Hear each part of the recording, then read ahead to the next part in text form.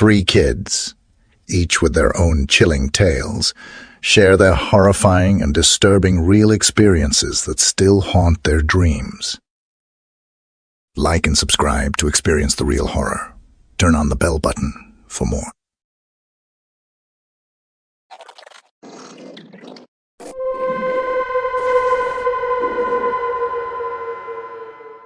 Three weeks ago, my granddaughter Celia came to visit as she usually does during the summer. We'd sit together, have milk and cookies, and she'd tell me about her day.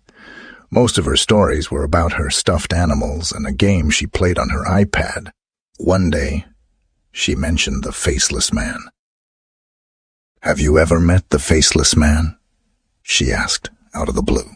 I assumed it was a character from her game and replied, "He sounds quite scary." "He is scary," she said. "I wish he would go away." I tried to learn more about this Faceless Man, but she didn't want to talk about it. The next time she mentioned him, we were getting ice cream. She stared at a tall man outside the store, then relaxed when he put on sunglasses. "He's not the Faceless Man," she said.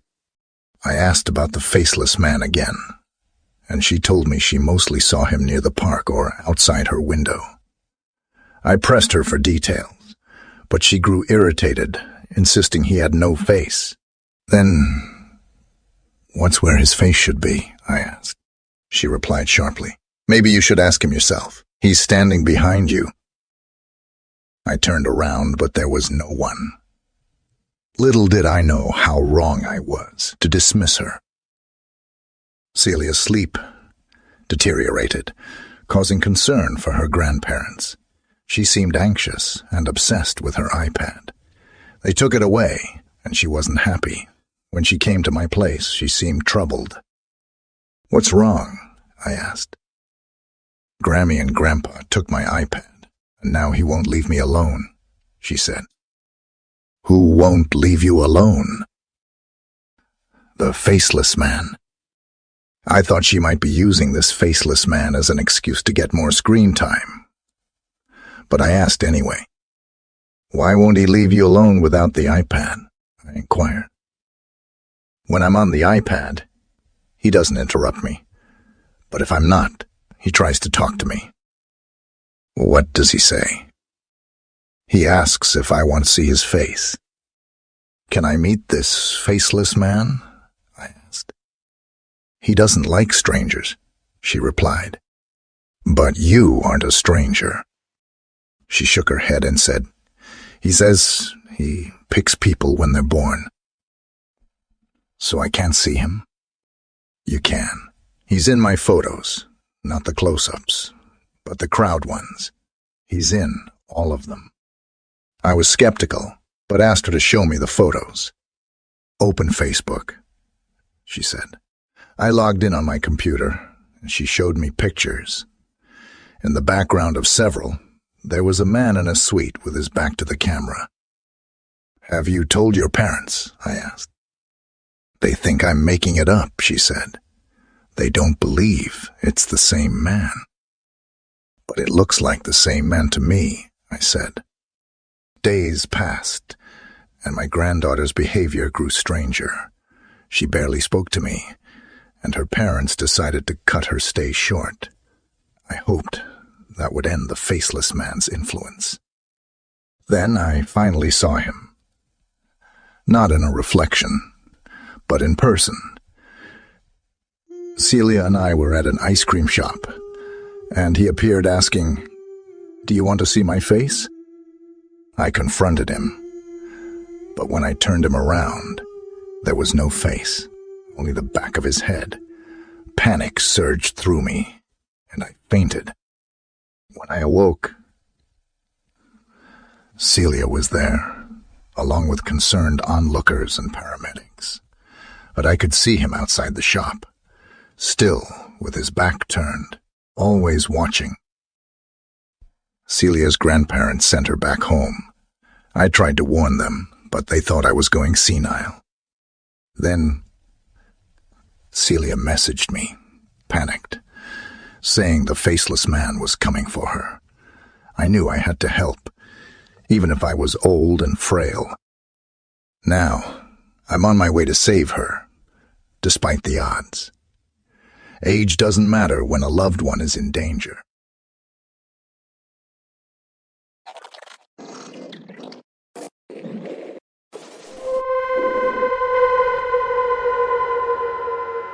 It was a regular evening in our cozy little home, with just the four of us left. Me, my brother Tim, and our mom. Dad had passed away 5 years ago, and we had grown accustomed to life without him. We were a happy family, always laughing and sharing stories around the dinner table. But one fateful night, everything changed. It started when Mom received a strange phone call. Her face turned pale, and she hurriedly got up, muttering something about an emergency. She kissed us on the forehead and rushed out to her car without explaining much. Hours passed, and she still hadn't returned. Tim and I exchanged worried glances. Where could she be? Why wasn't she answering her phone? Our anxiety grew with every passing minute. Finally, the car pulled into the driveway, but it wasn't our mom who stepped out. It looked like her, but something was different, something sinister lurking in her eyes. She had a cold, eerie smile that sent shivers down our spines. "Mom, is that you?" I asked, trying to hide my fear. "Yes, sweetheart," she replied, her voice oddly soothing. "I'm back." But it wasn't really her. The next few days were a nightmare. This imposter was hell, bent on causing us harm, and she did it in subtle ways that made it seem like accidents. One morning, I discovered a needle hidden in my pancakes. Tim narrowly avoided slipping on a staircase covered in oil. We were sure something was terribly wrong. Desperate to escape this nightmare, Tim and I made a plan. We packed our bags quietly one night, hoping to sneak out while the imposter slept. But as we made our way to the door, she appeared out of nowhere, blocking our path. "Why do you want to leave me?" she whispered, her voice filled with a strange mix of longing and anger. She reached out to us, her fingers like claws, trying to pull us back. Tears welled up in our eyes as we realized we couldn't reason with her. "You're not our mom," Tim cried. But she refused to let us go, clinging onto us with an otherworldly strength. It was as if some evil force had taken over her body, trapping us in a house of horrors. As the days turned into weeks, we lived in constant fear, trapped with a monster wearing our mother's face. Only hope was to find a way to break whatever spell had taken hold of her and get our real mom back. But with each passing day, it became clear that the imposter was getting stronger, and we were running out of time.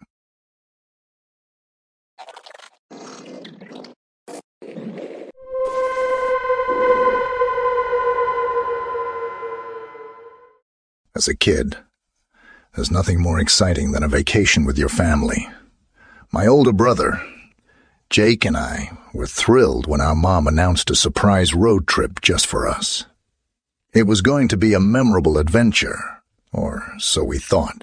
We hit the road, windows down, music blaring. The sun was shining brightly, and the anticipation of our vacation was in the air. Everything seemed perfect until we saw him, a man standing beside the road, his eyes fixed on us, a strange intensity in his gaze. I nudged Jake and pointed at the man, but he shrugged it off. Probably just a hitchhiker. Don't worry about it. So, we continued our journey, but the memory of that stranger lingered in the back of my mind. When night fell, we decided to stay at a hotel along the way. While Mom went to the front desk to book a room, Jake and I waited in the lobby. And there, across the dimly lit room, I saw him again. The same man, still staring at us. Unease washed over me, and Jake must have sensed it too, because he kept glancing nervously at the stranger. Then, to our shock, the man got up and walked towards us. He took a seat right in front of us, his unsettling gaze never leaving our faces. "Hey, what's your problem?" Jake finally snapped, but the man didn't respond. He just sat there, a sinister smile playing on his lips. Just in time, Mom returned, saving us from this bizarre encounter. She led us to our room, and we tried to put the strange man out of our minds. After a bit of rest, we headed to the hotel lounge for dinner. But as we sat down, we noticed the same man sitting at a distance, his eyes drilling into us. We couldn't shake the feeling that something was terribly wrong. "We have to tell Mom," I whispered to Jake. He nodded, and we nervously relayed our unsettling experiences to our mother. Her face grew pale, and she looked worried. That night, as we settled into our hotel room, Mom went for a shower. Jake and I were sitting by the window, trying to relax, when we heard it. A gentle but persistent tapping on the glass. My heart raced as I approached the window. When I looked out, I couldn't believe my eyes.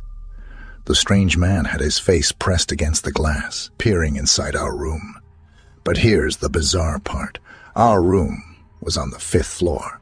Terrified, I called for Jake, and we watched in horror as the man continued to tap on the window.